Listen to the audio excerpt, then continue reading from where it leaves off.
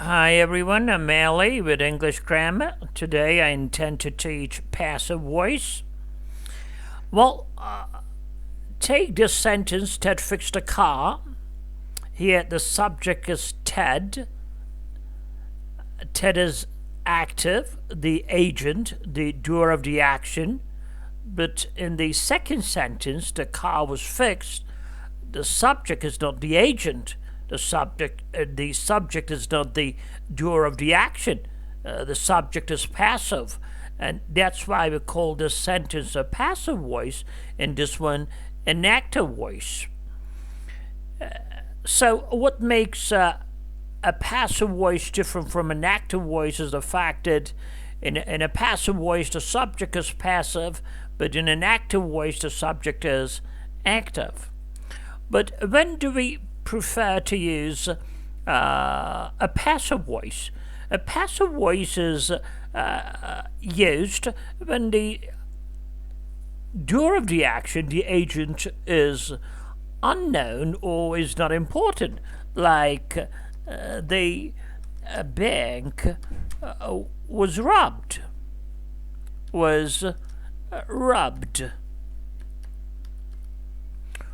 Or when the action is important, not the agent, like or a bridge is being built over the river. Here the action is important.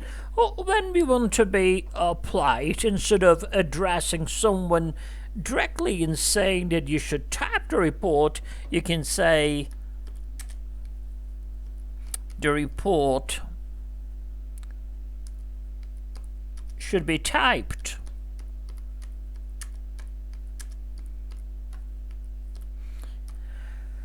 And now I'm going to teach you how we can change an active voice into passive voice.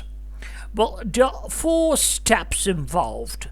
The first step is to use the object of the active voice as the subject of the passive voice. Take this sentence: Sam repaired a vacuum cleaner. Here the object is the vacuum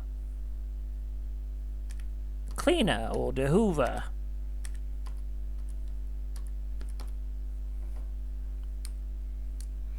In the second sentence, the subject is the object is the car. Sam washes the car every weekend.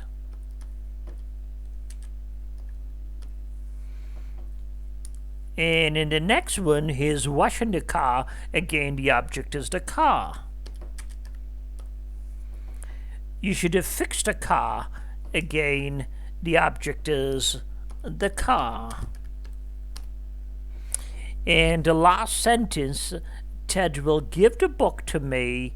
We've got 2 objects: the book, which is called the direct object, because first you've got to have a book in order to give it to someone, and me, which is the indirect object, and changes to I when you want to use it as the subject of the first sentence. So this was the first step, using the object of the active voice is the subject of the passive voice. The second step is to look for helping verbs, and if you happen to find any, put it after the subject. The first sentence, lacks helping verbs. Number 2, no helping verbs. Number 3 is washing the car. There is a helping verb. We've got is here. Sometimes you might need to make changes to the helping verb. Imagine if we had the cars here, then we would need to use are instead of is. And the next one, you should have fixed the car. Here we've got 2 helping verbs: should and also have. And the last one we've got, Ted will give the book to me. Will is a helping verb. Well, Well, this was the second step, looking for helping verbs. And if you happen to find any, yeah, put it after the subject. Otherwise, you would do nothing. If a sentence has got no helping verbs, you wouldn't need to do anything. That was a step 2. Step 3, you have to use a helping verb, verb to be, depending, on whether you've got a helping verb or not. If you've got a helping verb in your sentence, the form of the verb to be would depend on the helping verb. Well, as for the first 2 sentences, we had no helping verbs. But you see, the last 3 sentences or 4 sentences did have helping verbs, and the form of the verb to be would depend on the helping verbs. If your helping verb is a derivative, a verb to be, that is, if you've got be, am, is, are, was, verb, been, then you've got to use being. And if your helping verb, is one of these 3, have, has, had, then you've got to use been. And for the rest of the helping verbs, like can, may, will, should, might, have to, and the rest, you've got to use be.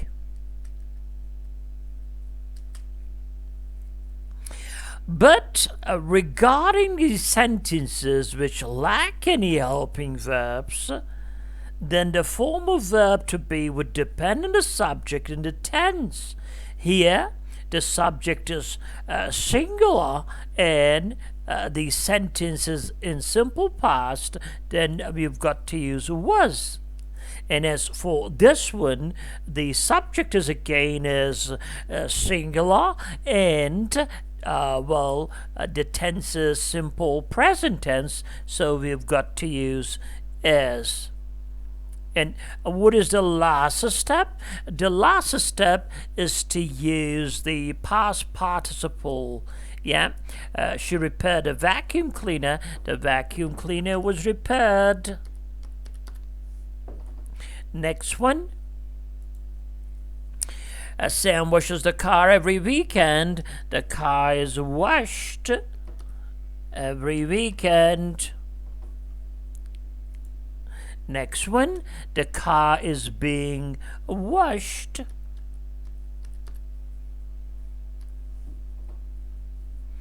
And next, the car should have been fixed.